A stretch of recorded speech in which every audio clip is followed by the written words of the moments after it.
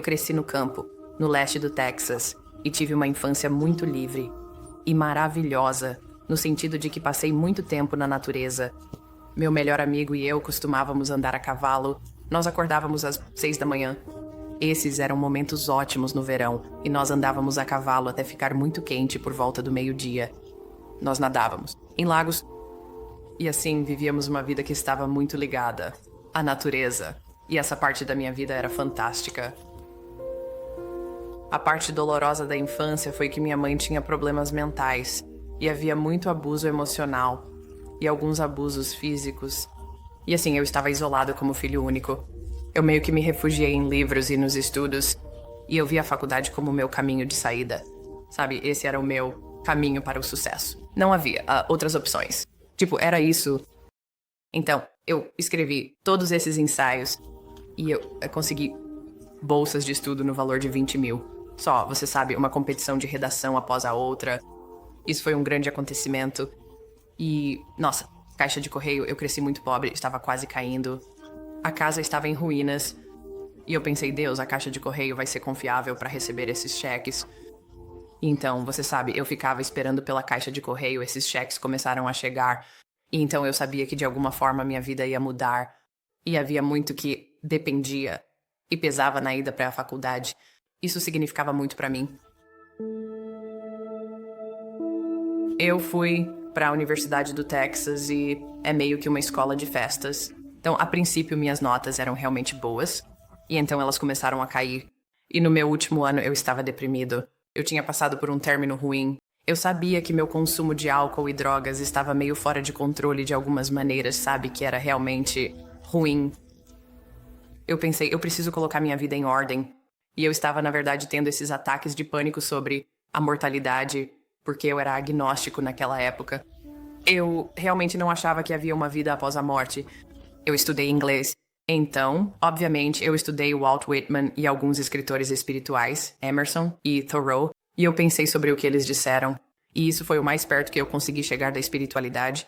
Eu pensei, bem, talvez eu apenas me misture com a grama, ou talvez continuemos de alguma forma metafísica, mas na maior parte do tempo eu achava que minha identidade, a Trícia, minha consciência, não continuaria. E eu tinha esses momentos em que pensava, uau, a gente simplesmente morre. E então eu não estarei mais aqui. E isso é tudo que eu tenho. E o que eu estou fazendo com a minha vida? E eu realmente entrava em pânico. E eu fui ver um terapeuta emocionalmente. Eu ainda estava lidando com alguns dos abusos da infância. E esse terapeuta sugeriu que eu corresse, porque era algo que eu amava no ensino médio. Eu corri cross country. E então correr era meu símbolo de que se eu corresse o suficiente, se eu corresse rápido o suficiente, talvez eu conseguisse superar meus demônios. E talvez eu pudesse ser super saudável e super forte. Então eu estava correndo 9, 10 milhas por dia, treinando para Austin 10K. Na noite anterior à corrida, comecei a ter esses pesadelos que eu não costumo comentar muito, porque parece que o tempo já estava fora de sincronia, mas eu senti que algo estava vindo em minha direção. Então eu estava realmente cansado e pulei o café, e eu sempre preciso de café. E quando passei pelo primeiro semáforo, ele estava amarelo. O segundo estava vermelho, mas eu não entendia por que um carro estava vindo tão rápido. Era quase como se eles antecipassem a luz mudando, e eu sabia que ia mudar. E nós dois colidimos a cerca de 60 milhas por hora. Imediatamente eu soube que algo estava errado com meu corpo, porque eu estava inclinado para um lado e eu não conseguia alcançar minha carteira de motorista e os documentos do seguro. E eu não conseguia me mover, basicamente. E eu sabia que algo estava terrivelmente, terrivelmente errado. Eventualmente, um bom samaritano parou e ela era enfermeira. Ela ficou comigo, segurou minha mão e ela era linda. Sabe, eu nunca vou esquecer a bondade dela. Ela me ajudou até a ambulância chegar e me colocaram em uma prancha. A coisa mais próxima que eu poderia chamar de oração era: Deus, me ajude. Sabe, naquele momento, e o controle é tirado das suas mãos em um instante, assim. E nós passamos tanto tempo tentando controlar a vida. E naquele momento eu soube que tinha acabado. Tudo dependia dos cirurgiões. O que aconteceu a seguir estava fora do meu controle, na maior parte. Tudo que eu tinha era a minha voz. como a única coisa que poderia me ajudar nesse caminho. Eu nunca não pensei em ter um seguro de saúde. Eu era um estudante universitário que achava que conseguiria um bom emprego depois da faculdade. Eu sou jovem, eu sou saudável. Isso não será um fator. Então, eles me levaram para um hospital no centro. Como eu tinha lesões internas, eles fizeram muitos exames de tomografia. Eles sabiam que minha coluna estava quebrada em vários lugares. Eu estava em choque. Eu nunca conheci ninguém que se recuperasse de uma cirurgia nas costas. Eu não sabia se eu conseguiria andar. Eu estava tentando obter detalhes das enfermeiras. Eu estava tentando conseguir medicamentos para dor também, porque estava dolorido. Eles se recusaram. Então, eles disseram, até que um neurocirurgião aprove isso e diga, estamos te levando com o risco, não podemos te dar analgésicos. Então, eu estava preso a uma prancha por 17 horas antes de eu entrar na cirurgia. Então, os membros da família estavam indo e vindo. Eu estava realmente meio bagunçado, sabe? Psicologicamente, gritando com as pessoas em diferentes momentos, chorando. Então, eventualmente, a autopiedade realmente tomou conta. Uma enfermeira disse que um neurocirurgião estava vindo para falar comigo, e ela entrou e eu a olhei. E eu disse, eu vou me matar se eu não conseguir andar, então eu preciso que você opere em mim. E ela disse, tudo bem, eu vou. Mas eu estou de plantão há 40 horas. Então, eu tenho que ir para casa, tirar um cochilo, e preciso comer alguma coisa. E então eu vou voltar aqui e vou operar em você. E houve um alívio tão grande porque alguém havia falecido. Eu ouvi a conversa. Havia um neurocirurgião que não queria entrar porque eu não tinha seguro de saúde. E eu me lembro de pensar, oh meu Deus, estou sendo descartado. Sabe, estou me esforçando muito. E aqui, eu apenas nada. Eu estou apenas, sabe, corpo, nesta maca. Tudo isso era um mundo físico. Então meu cérebro estava totalmente naquele momento do físico. Eu estava preocupado com as aulas. Eu estava preocupado em andar. Realmente não estava preocupado com a morte. Mesmo quando me levaram pra dentro e dizia 17% de chance de morte, eu nem parei pra perguntar. Eu pensei, bem, essa é uma chance meio alta, mas eu vou aceitar porque eu quero andar. E então, me levaram pra dentro e a Flan era o nome da médica e ela apertou minha mão. E essa é a última coisa que eu lembro. Até eu sair do meu corpo. No momento em que eu saí, eu estava meio que no canto da sala, olhando para os cirurgiões e olhando para o meu corpo. E quando você está fora do corpo, você não vê com os olhos normais. Você meio que vê com essa visão de 360 graus e pode dar zoom em algo, né? Ou você pode ver atrás de você, mas não é tão importante. Sabe, você está principalmente olhando para o que está olhando. Mas eu lembro do topo das cabeças dos cirurgiões e eu lembro das mãos deles e eu lembro que havia uma música no rádio. Na verdade, havia uma música do Elvis no rádio. Era a estação de Easy Listening. E então, eu pensei, eu conheço essa estação. E então havia, sabe, muita consciência da sala em si e dos cirurgiões. E então eu pensei, eu estou vivo. Eu vivo além deste corpo. E eu estava tão empolgado. Eu queria contar para meus amigos agnósticos naquele momento. Eu pensei, eu poderia explicar isso para eles. Eles vão entender a consciência. Definitivamente continua. Foi um período de tempo muito mais longo do que o necessário para realmente me comunicar com eles, mas eu achei que aquele momento era profundo, o suficiente.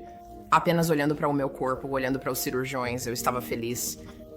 Quer dizer, não há palavra que descreva essa felicidade. Foi um alívio e uma paz absoluta. De que continuamos. Quer dizer, eu estava convencido naquele primeiro momento porque minha consciência se sentia à vontade. Tipo, eu sempre me sinto um pouco nervoso no corpo. E eu acho que a maioria das pessoas sente isso, provavelmente até certo ponto. Tem algo, alguma dor em algum lugar, ou alguma ansiedade, ou algo acontecendo naquele espaço. Nada, não havia dor. Havia apenas paz. E minha inteligência parecia maior fora do corpo.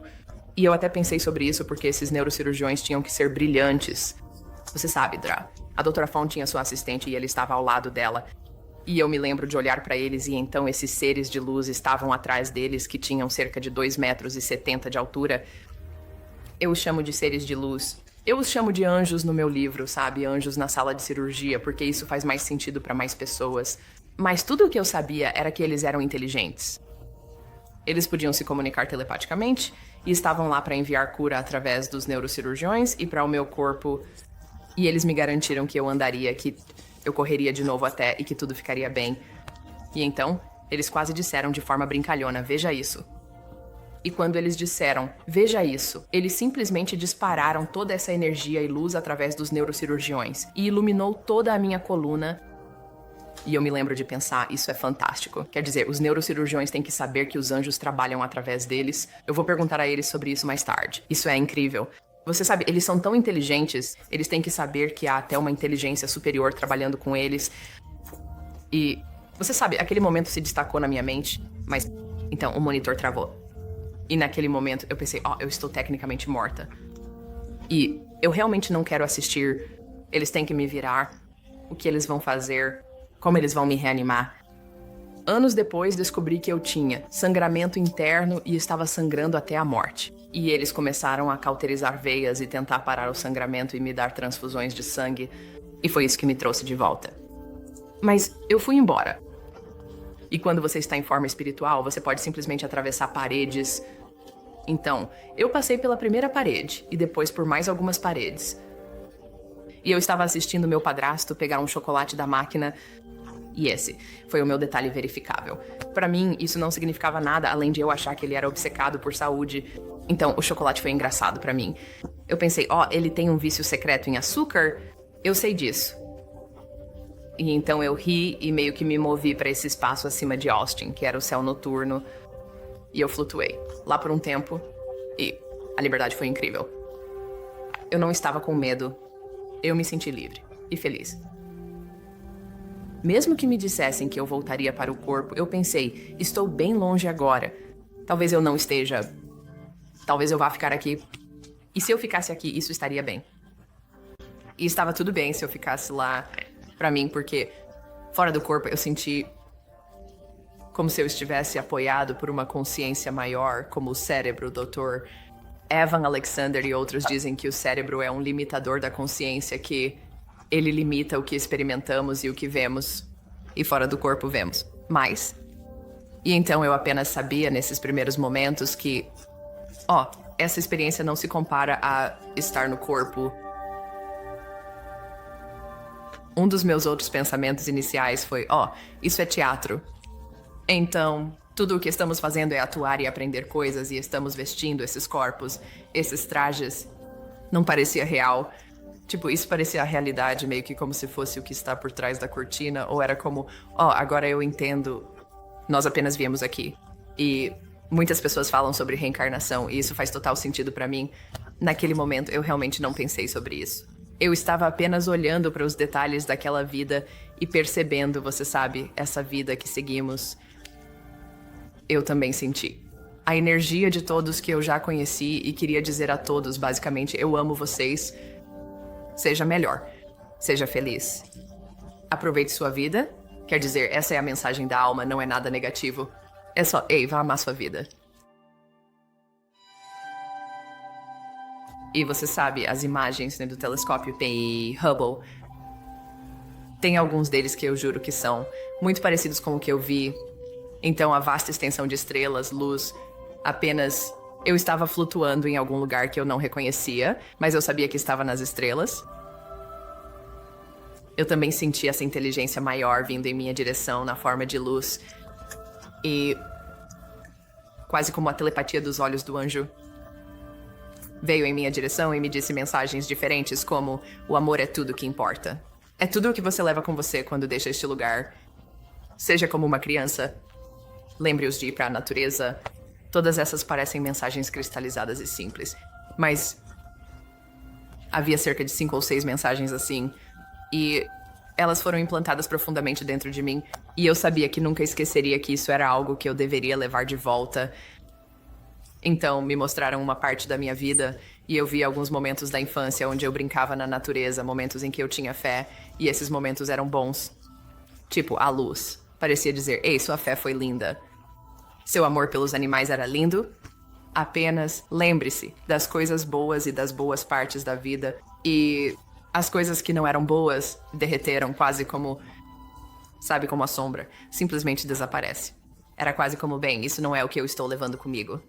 Quase como se essa mensagem fosse que o amor é tudo que levamos conosco, nós não nos agarramos ao negativo neste lugar de luz.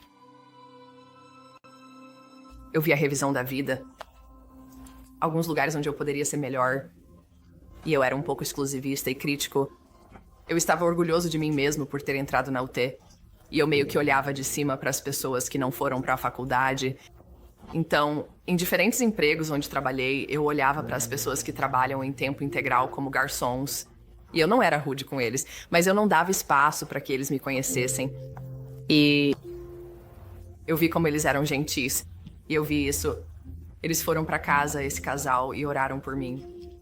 E eu quase quero chorar quando penso nisso, porque eles viram que eu era essa pessoa deprimida e se importaram. E eu nem dei a eles a mínima atenção porque eu não gostava do que eles vestiam. Quer dizer, é simplesmente tão ridículo. Então, naquele momento, eu pensei que poderia ser melhor. Eu posso ser uma pessoa melhor. Mas eu não estou deixando espaço para a beleza do que as pessoas são. Esse foi o principal foco de como eu iria mudar. Como se a fonte criadora queria que eu olhasse a beleza nas pessoas e em seus corações. É quase como se nossa alma soubesse como ser, mas nós esquecemos na nossa cultura. E esquecemos tentando nos sentir especiais ou tentando nos sentir bem sobre nós mesmos.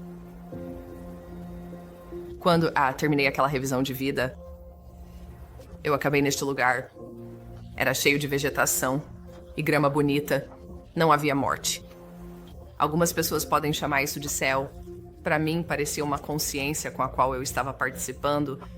Meu avô apareceu e ele queria recriar algo da minha infância, porque ele sabia que eu gostava de andar na caçamba da caminhonete dele. Meu avô, ele parecia diferente.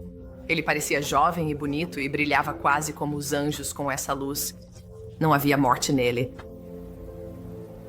Eu o vi morrer. Eu fui a última pessoa que ele viu. E ele tinha leucemia e estava na casa dos 70 anos. E não parecia como ele parecia ali. Ele foi a única pessoa que tinha uma conexão comigo que havia falecido. E assim, nós passamos um tempo juntos.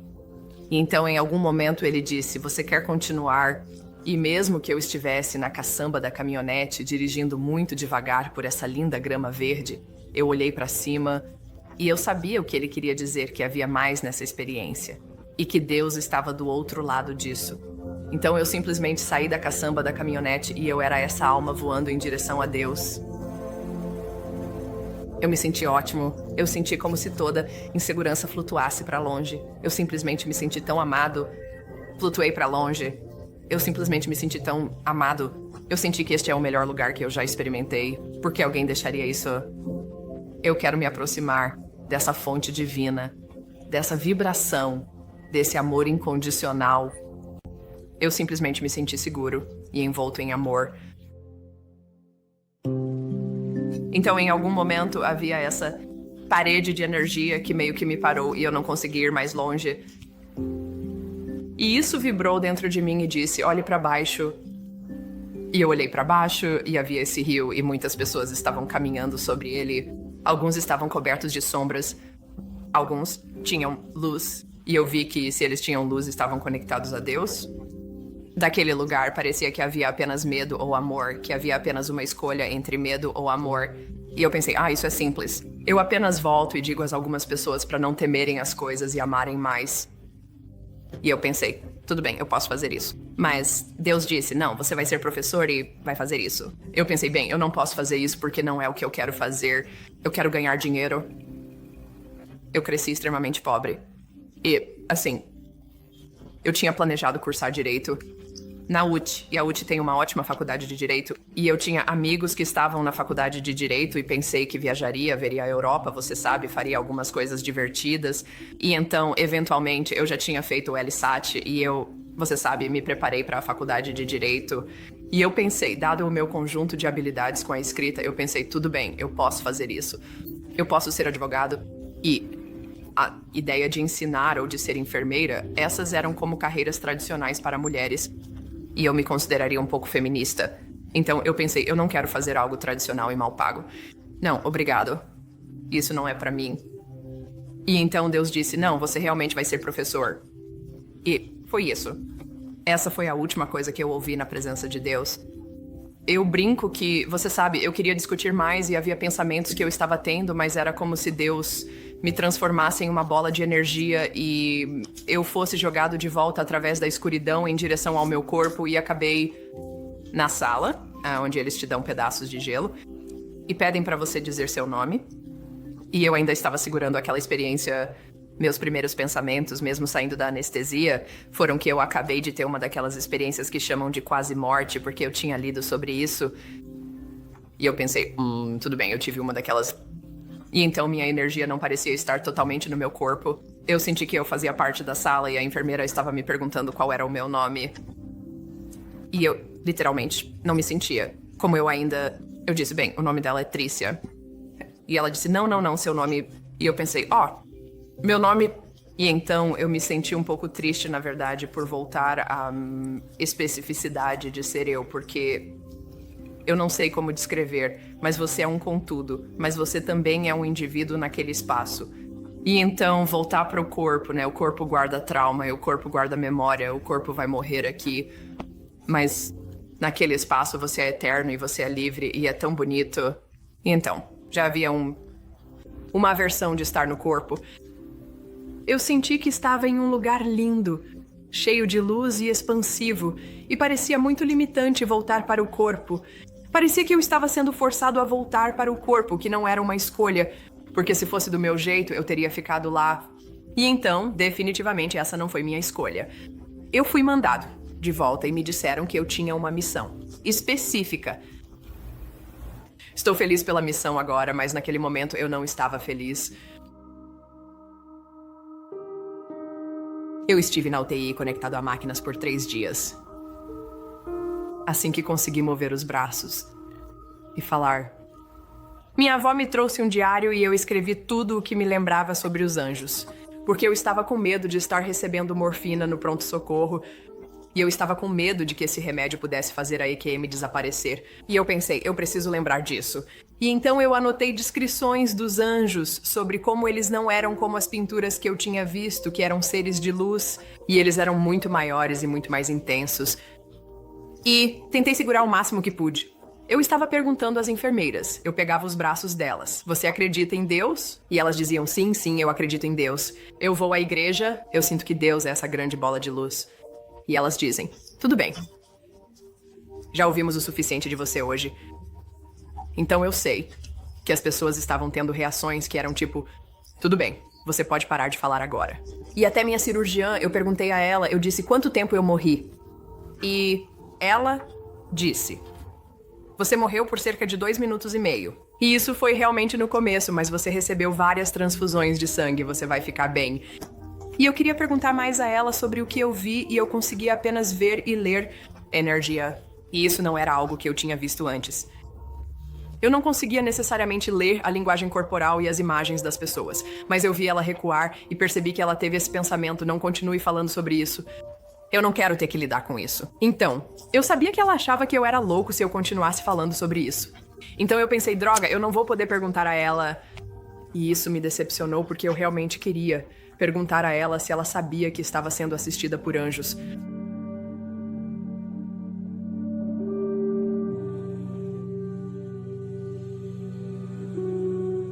Mas eu era diferente desde o começo. Eu comecei a ver as pessoas de forma diferente e comecei a perceber manipulação e insegurança e todo tipo de coisas na minha família ao meu redor. E eu queria ajudá-los, sinceramente, como... Houve esses momentos em que eu procurei minha mãe e tentei contar a ela sobre a minha experiência. E a única pessoa na minha família que foi receptiva foi minha avó. E ela disse, pra minha mãe, em um certo momento, deixe ela falar. Está tudo bem. Isso é interessante. Essa é a experiência dela. Ela era tolerante. Minha mãe revirou os olhos e disse, ela? Como ela poderia saber alguma coisa sobre Deus? E eu me lembro, isso vai ser mais difícil pra conseguir me comunicar com ela do que eu percebia. E eu continuei tentando, sabe? E houve um momento em que finalmente estávamos sozinhos. E eu disse, mãe, eu morri. E a primeira pergunta dela foi, você viu Jesus? E eu disse, bem, não... E eu pude ver que ela ficou tensa, que essa não era uma boa resposta. E eu disse, mas o que eu experimentei foi incrível. Isso, me mudou. Eu realmente acredito em Deus agora. Então, isso é algo positivo? Podemos começar por aí. Sabe, eu sei que nós continuamos... E eu queria comunicar a ela que ela era tão amada quanto eu sou. Eu disse, olha, você está errada e eu estou errado, mas nós dois somos amados. Não é incrível? E eu pude ver no rosto dela que ela estava pensando, eu não estou errada. Você está errada? E então eu pensei, isso não é para ser uma briga, isso é para ser uma boa notícia. Que eram muito mais amados do que podemos imaginar. Então, aos poucos, comecei a me fechar e percebi que não podia simplesmente contar a todos sobre essa experiência.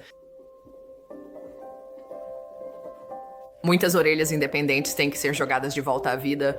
E eu tive sorte, porque tive uma longa recuperação, 9 meses. Então, eu estava em um gesso. E fiquei na casa da minha mãe e do meu padrasto. E eles me traziam livros da biblioteca. Então, eu estava lendo Carlos Castaneda, Marianne Williamson, Deepak Chopra, sabe? Mergulhando em material espiritual. E eu estava muito em contato com o processo físico de cura. Foi incrível como 9 dias em uma cama de hospital. Quer dizer, eu estava na melhor forma da minha vida, sabe? Correndo 9 milhas por dia, prestes a correr essa corrida. Eu não conseguia nem ficar na ponta dos pés depois disso, sabe? O corpo estava tão fraco que cada parte de mim parecia que estava pegando fogo. Sabe, toda a minha coluna parecia que havia um garrote que estava preso nela. E ainda assim ficou mais fácil, sabe? Semana após semana, e houve melhora eventualmente. Eu conseguia andar e era o calor do verão, então eu tinha que fazer isso bem cedo de manhã ou bem tarde da noite. E de manhã cedo havia muitos idosos por aí que viram essa garota estranha com um gesso. E eles começaram a me perguntar sobre a minha experiência. E eu conheci os vizinhos e eles eram receptivos.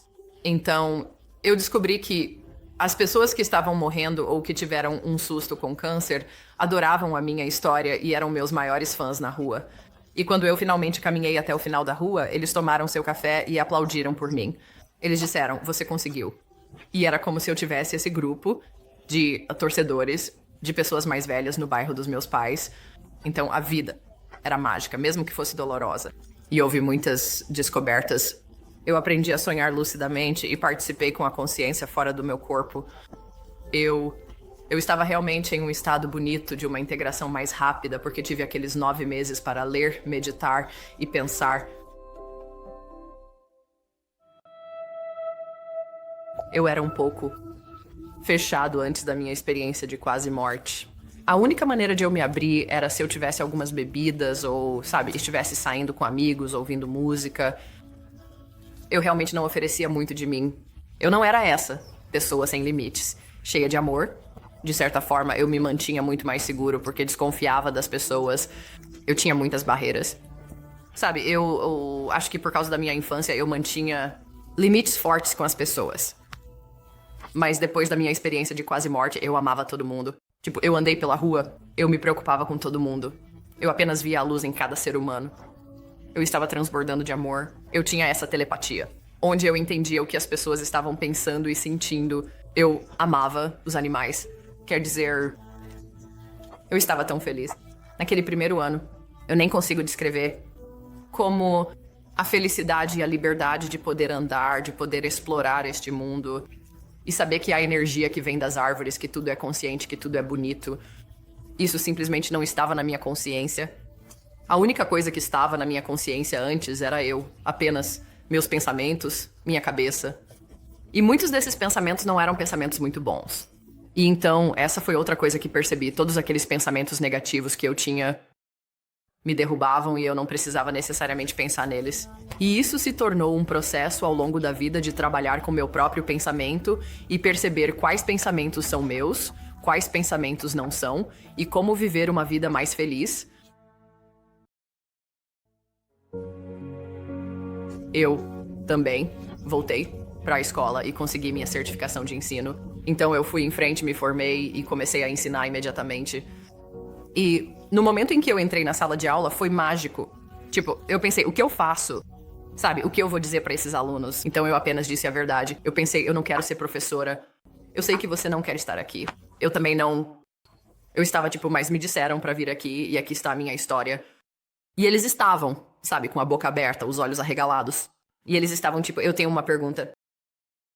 E havia muita comunicação e muita conexão desde o começo. Eu acho que as pessoas adoram essas histórias.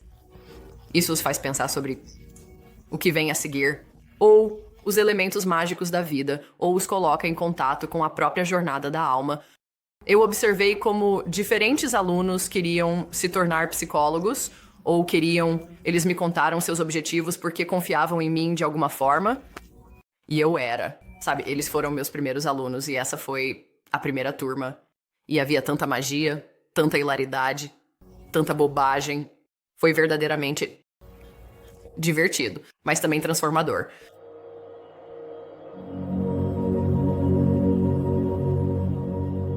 Sabe, é tão fácil do outro lado. Só existe amor e só existe medo. Mas aqui, às vezes, as pessoas te atacam por causa do medo. Às vezes, as pessoas são manipuladoras por causa do medo de que não tenham o suficiente ou porque precisam de algo de você. E isso é devastador, sabe, para as pessoas. Mas esse medo... Eu vejo isso realmente como apenas um bloqueio à luz de Deus. Então, isso pode ser depressão. Isso pode ser qualquer coisa que te bloqueie de Deus. E eu acho que a natureza é uma forma de muitas pessoas se curarem. Eu acho que essa é uma maneira que muitas pessoas poderiam superar. Muitas coisas envolvem isolamento, tempo na natureza, pensar sobre a sua vida, repensar o que você quer fazer, como você quer fazer isso de forma diferente e se reconectar com algum tipo de luz. A qualquer momento, sua alma acorda nesta jornada e diz: estou fazendo algo bom. Sabe, eu tenho um sonho, eu tenho um dom, ou eu tenho algo para compartilhar, ou algo para ajudar as pessoas. Sempre que você acorda e está conectado a algo maior do que você mesmo, então você está vencendo. E eu acho que todos nós podemos vencer, sabe, em diferentes momentos de nossas vidas. E talvez haja lutas. Mas ainda podemos chegar a um ponto onde estamos contribuindo para a sociedade, onde realmente estamos aproveitando a vida, onde temos muita alegria em nossas vidas e sabemos que, da melhor forma que podemos, estamos dando amor ao mundo. Quer dizer, eu sei que todos nós ficamos frustrados no trânsito e com a tecnologia e todo tipo de coisas. Eu não sou imune a isso. Sabe, eu certamente tenho momentos na vida em que estou terrivelmente frustrado, mas... Voltando. Ok. Como eu posso aproveitar isso mais? Como eu faço isso? Lembre-se que minha energia afeta outras pessoas. E como eu não as afeto de maneiras negativas. E eu espero que em um nível quântico. E nesse nível de unidade, mais e mais pessoas estejam despertando para a nossa conexão.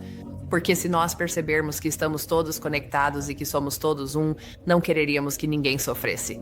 E realmente faríamos do sofrimento na sociedade o foco principal.